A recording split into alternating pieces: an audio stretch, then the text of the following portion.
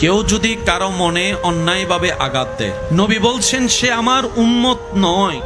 সে কেউ যদি কারো সম্পদ অন্যায়ভাবে দখল করে নেয়, সে আমার উম্মত নয়।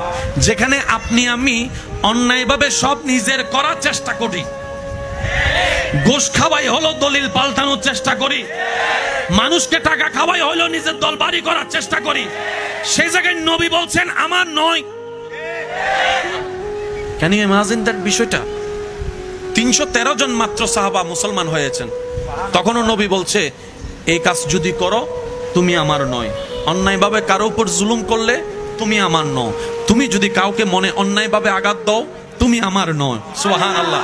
কেউ যদি অন্যায়ভাবে মা বাবার চোখের পানি ফেলে সে আমার নয়, সে আমার নয়। সুবহানাল্লাহ। বলতে বলতে এক পর্যায়ে কি বলছেন জানেন নবী রাহমাতুল্লিল আলামিন? তোমার পাশের ক্ষুধার্ত মানুষকে ক্ষুধার্ত রেখে তুমি যদি পেট ভরে খেয়ে ঘুমাও তুমি আমার উম্মত নও। এমন কথা পৃথিবীতে দ্বিতীয় আরেকজন বলেছে দেখান। একটু আওয়াজ দেন না ভাইয়া।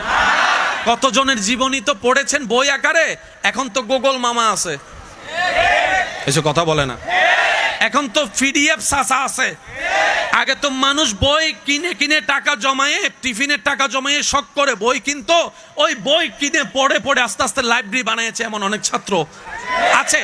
এখন আর সেই যুগটা নাই, এখন সব পিডিএফ মামা হয়ে গেছে, গুগল মামার কাছ থেকে সব ডাউনলোড করে করে। ওনাদেরকে একটু জিজ্ঞেস করেন আমার ভাই বোনদের কাছে, পৃথিবীতে কত মহান মহান ব্যক্তিত্বের জীবনী লেখা হয়েছে, কারো জীবনীতে এমন একটা রেকর্ড দেখান যে এমন কথা বলেছে, এমন কথা বলেছে। কোথাও খুঁজে পাবেন না। পাবেন তো পাবেন একজনকেই, যিনি আপনার নবী, আমার নবী, আমাদের নবী, কুল কায়নাতের রাহমাতুল্লিল আলামিন নবী।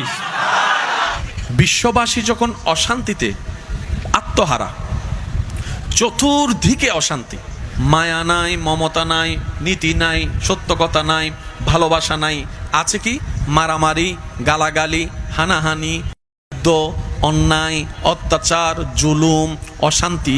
5 জন মিলে যে শান্তিতে ভাত খাবে সেই সুযোগ শান্তি